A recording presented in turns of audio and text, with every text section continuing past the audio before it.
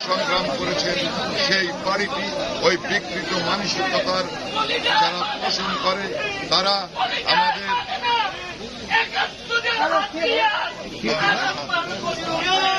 যেভাবে হামলা চালিয়েছে আমরা তার তীব্র প্রতিবাদ জানাই এবং গত রাত্র থেকে আজকে পর্যন্ত ওই জামাত শিবিরের ক্যাডাররা বিএনপি জামাত এক হয়ে আমাদের সাধারণ মুজিব আদর্শের সৈনিকদের উপরে হামলে পড়েছে।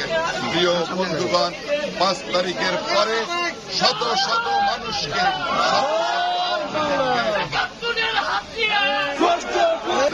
ছাত্রলীগ যুবলীগ নেতাকর্মীদেরকে হত্যা করে তারা একটা বিকৃত উল্লাসে মেতে উঠেছে।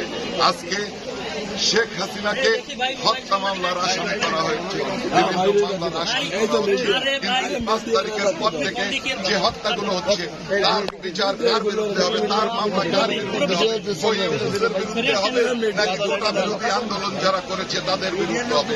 আজকে আপনাদের কাছে থেকে যায়। প্রিয় বন্ধুগণ, বাংলাদেশ আওয়ামী লীগকে হামলা মামলা দিয়ে কখনো প্রতিহত করা যায়নি। ৭৫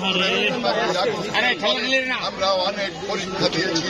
৭৫-এর 15ই আগস্টের পরে বাংলাদেশকে এগিয়ে স্থানের টাকা প্রায় ৮০ টাকা পাওয়া যায় ১ টাকায়।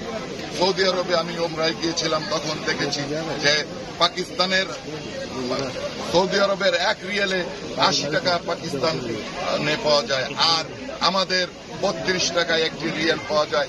এই যে ব্যবধান, বাংলাদেশকে যে সামনের দিকে এগিয়ে নিয়েছেন সেই অবস্থান থেকে আজকে বাংলাদেশকে পিছিয়ে দেওয়ার অপচেষ্টা চলছে।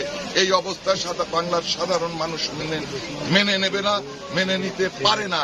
আমরা সকলকে সংগঠিত করছি, সারা বাংলাদেশের মানুষ যে দুর্বার গণ আন্দোলন গড়ে তুলব, সেই আন্দোলনে এই সরকারের পতন হবে এবং আগামীতে বাংলাদেশে যে নির্বাচন হবে সেই নির্বাচনের মাধ্যমে আওয়ামী লীগ ক্ষমতায় যাবে।